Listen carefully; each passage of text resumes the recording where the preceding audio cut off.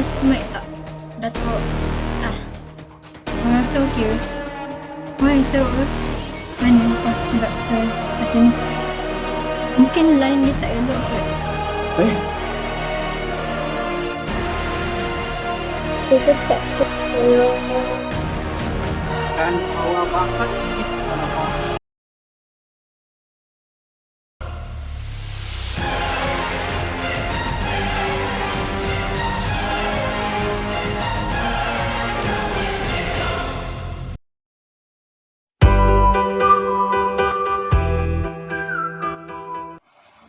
Hai, Assalamualaikum dan salam sejahtera buat kesemua tetamu dan penonton di rumah. Saya, Wan Nurul Aini, selaku pengacara temu ramah bersama 3 orang tokoh negara yang dikenali ramai sebagai tetamu kita pada hari ini. Baiklah, tokoh pertama yang saya akan kenalkan pada anda adalah Prof. Emeritus Datuk Dr. Lee Kuok Siu, seorang sejarawan negara yang telah dikurniakan Anugerah Merdeka 2018 kerana sumbangan gemilang beliau terhadap penyelidikan sarjana sejarah Malaysia. Seterusnya, saya akan perkenalkan Prof. Madya Balachandran, anak lelaki Munyandi. Beliau merupakan seorang tokoh sejarah di universiti terkemuka di Malaysia. Beliau memperolehi anugerah Fellow Persatuan Sejarah Malaysia PSM pada tahun lepas atas sumbangan ulung beliau dalam memartabatkan sejarah Malaysia. Akhir sekali ada bunga di antara kumbang-kumbang di sini. Dengan pencapaian sebagai salah seorang penerima anugerah pingat emas PSM, beliau juga mendapat pengiktirafan Datuk oleh Yang di-Pertuan Agong sendiri. Inilah dia, Datuk Dr. Nur Fatimah binti Muhammad Yusof. Saya suka sebenarnya dengan kesemua tetamu kita pada hari ini sebab mereka seolah-olah melambangkan konsep satu Malaysia. Tuan-puan, boleh perhatikan sendiri tetamu kita terdiri daripada pelbagai kaum. Sangat sesuai dengan tajuk perbahasan kita pada hari ini, ya. Inilah sebenarnya yang kita boleh katakan tak kira apa bangsa sekalipun. Setiap individu atau kaum sepatutnya menghargai sejarah negara kita. Kalau bukan kita, siapa lagi kan? Baiklah, tanpa melengahkan masa, elok kiranya kita mulakan sesi ini dengan soalan pembuka kata orang. Saya tujukan soalan ini kepada Prof. Emeritus Datuk Dr. Lee Kuok Siu. Pada pendapat Prof, apakah yang dimaksudkan dengan masalah sosial?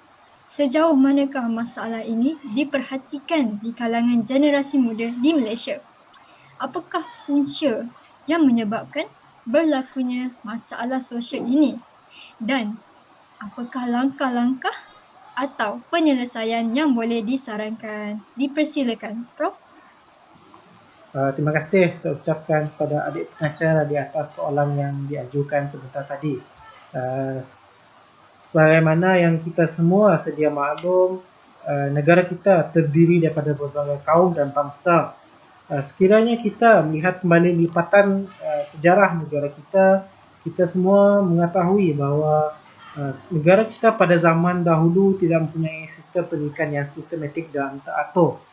Disebabkan negara kita kekurangan sistem pendidikan yang sistematik dan teratur, penjajah kita iaitu British pada zaman tersebut telah memperkenalkan sistem pendidikan mereka, di mana sistem pendidikan mereka ini telah menggunakan bahasa Inggeris sebagai bahasa pengantar di sekolah-sekolah.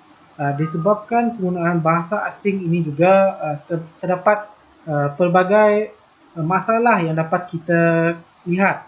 Sebagai contoh, terdapat perbezaan darjat daripada segi bahasa telah berlaku di negara kita disebabkan penggunaan bahasa Inggeris sebagai bahasa pengantar di sekolah.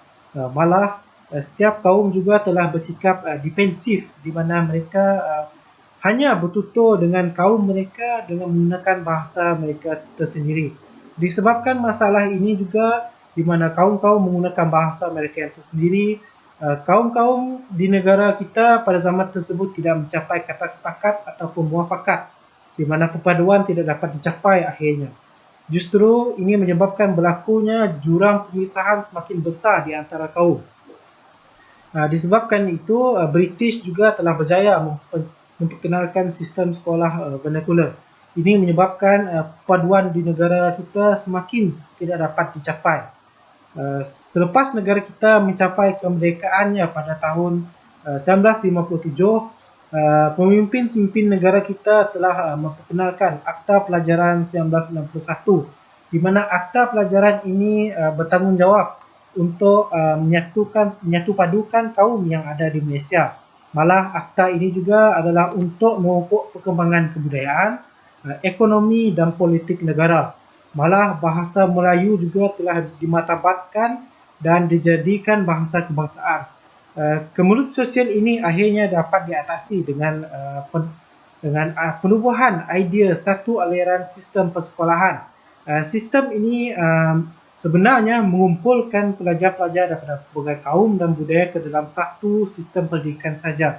Sungguh pun disatukan di bawah sistem pendidikan yang mempunyai sistem yang sistematik dan teratur, identiti kaum dan kebudayaan mereka dikekalkan dan tidak diubah. Melalui sistem ini juga pelajar dapat mempelajari kebudayaan daripada berbagai kaum yang berada di Malaysia.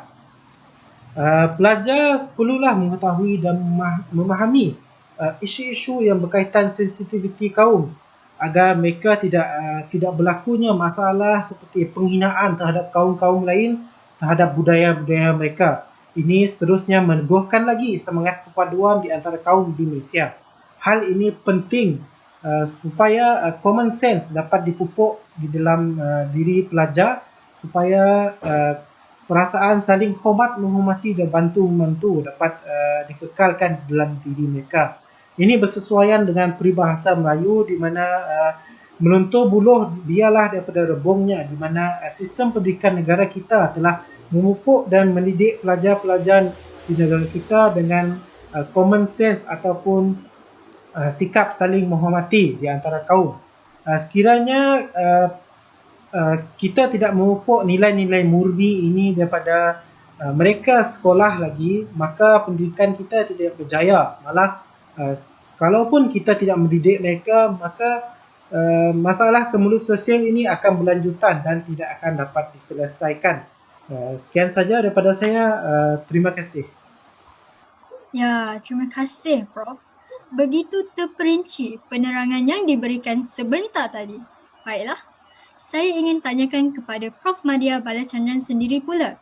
Setelah banyak melakukan kajian dan penyelidikan, pada khemah Prof sendiri, apakah punca kemulut sosial ini sukar untuk dikesan? Bolehkah Prof kongsikan antara punca kemulut sosial yang telah dikenal pasti dan apakah langkah yang sepatutnya diambil untuk mengatasi kemulut ini? Silakan Prof. Terima kasih adik pengacara. Berdasarkan penyelidikan yang telah saya lakukan, punca-puncanya berlakunya permisahan dari segi fizikal. Sebagaimana yang saya tahu, pada pemerintahan zaman British dahulu, pihak British melakukan dasar pecah dan perintah semasa zaman pemerintahan tersebut. Dasar tersebut bersifat mengasingkan beberapa pekerjaan mengikut jenis-jenis kaum. Contohnya, penempatan kaum Cina di bandar untuk kegiatan perniagaan dan perlembungan. Kaum India ditempatkan di estet dan ladang untuk bekerja, dan kaum Melayu pula ditempatkan di luar bandar untuk kegiatan lautan dan pertanian. Hal ini menyebabkan perbezaan yang ketara dari segi ekonomi, kedudukan dalam masyarakat, dan masalah tersebut boleh menyebabkan tercetusnya isu kemiskinan, iri hati serta pergaduhan antara kaum. Hal yang demikian berlakunya jurang dalam hubungan antara satu sama lain. Terdapat berbagai langkah yang boleh mengatasi masalah tersebut, iaitu kerajaan perlu melakukan dengan menetapkan minimum kuota bilangan kaum yang bekerja di sesuatu tempat. Sebagai contoh, kerja seperti pertanian, bilangan yang boleh bekerja adalah 5 orang Melayu, 3 orang Cina dan 2 orang India. Dalam pekerjaan, kerajaan tidak boleh memilih kasih dalam memilih sesetengah kaum sahaja untuk bekerja. Kerajaan seharusnya membuat pelan untuk semua kaum supaya mereka boleh bekerja dalam pelbagai bidang. Secara tidak langsung, ini akan meningkatkan lagi interaksi antara kaum dan semangat kekitaan tolak ansur dan dapat mengeratkan silaturahim antara satu sama lain. Akhir sekali, saya akan mengakhirkan dengan peribahasa, iaitu bulat air kerana pentung, bulat kata manusia kerana muafakat. Sekian, terima kasih. Baiklah, terima kasih ya Prof. Saya sebenarnya kagum dengan gaya Prof yang bersahaja dan tidak terlalu formal. Pasti pelajar Prof tidak tertidur dalam kuliah Prof kan? Baiklah, mari kita ajukan soalan ini kepada satu-satunya tetamu wanita kita. Ikon wanita negara, Datuk Dr. Nur Fatimah binti Muhammad Yusof. Baik Datuk, daripada perspektif seorang tokoh negara, pastinya Datuk mahir tentang mencari jalan penyelesaian dalam satu-satu masalah. Memandangkan topik hari ini sangat dekat dengan perjalanan hidup Datuk.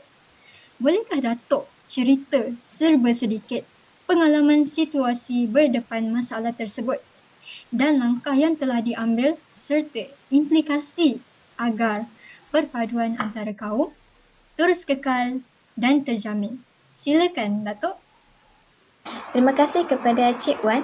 Pada perspektif saya, kemelut ataupun masalah ini dapat diatasi sekiranya setiap individu di dalam negara kita, tidak kira bangsa dan agama, dapat memartabatkan pemahaman dan penggunaan bahasa Melayu di dalam kehidupan seharian mereka.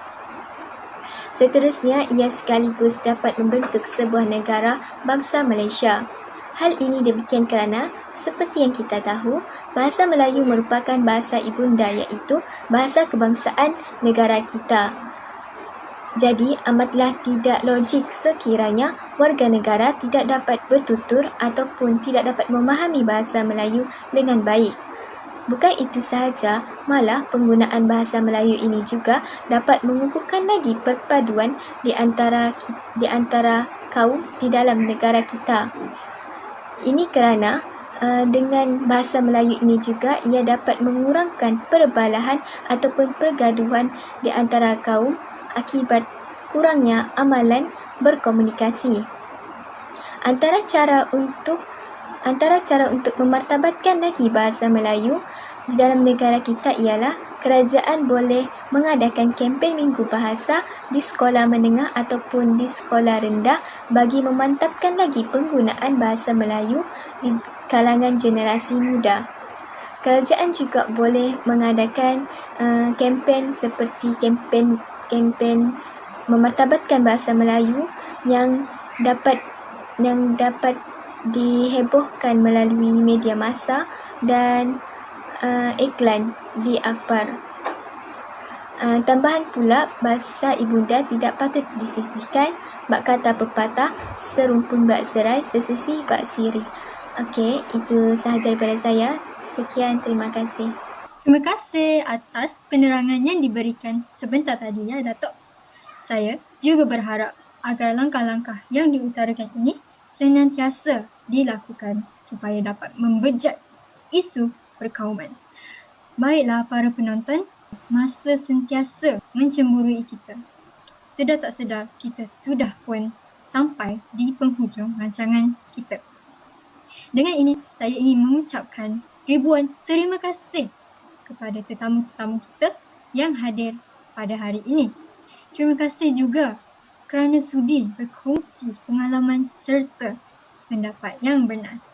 Pasti penonton di rumah asyik dan teruja mendengar temu ramah pada kali ini kerana tetamunya sangat eksklusif ya. Akhir kata daripada saya, ingatlah bahawasanya untuk mencapai perpaduan kaum, setiap individu memainkan peranan yang sangat penting. Andai perpaduan kaum dapat dicapai, pastinya negara Malaysia dapat mencapai kemajuan secara holistik. Terima kasih sekali lagi buat para penonton yang setia bersama rancangan ini daripada awal hingga akhir. Semoga kita berjumpa lagi. Jangan lupa pada hari, waktu yang sama bersama saya, Wan Nurul Aini, mewakili warga produksi mengucapkan sekian. Terima kasih. Siapa penonton tu? Hello, Profesor Madya Balachandran. Oi, Profesor. Oh, kau kaget ya, Profesor? Kau kaget ya, Profesor? Ada kumbang. Ada Ada kumbang di dalam bunga-bunga ke? Saya minta maaf sebab saya pun tak sangka lah benda-benda macam ni berlaku. Terima kasih kepada kamu bertiga. Maaf mengambil masa yang sangat lama, 1 jam lebih. Untuk Wan Nurul Aini hampir 2 jam sudah dalam sesi Zoom ini. Okey? Syabas semua, terima kasih. 1, 2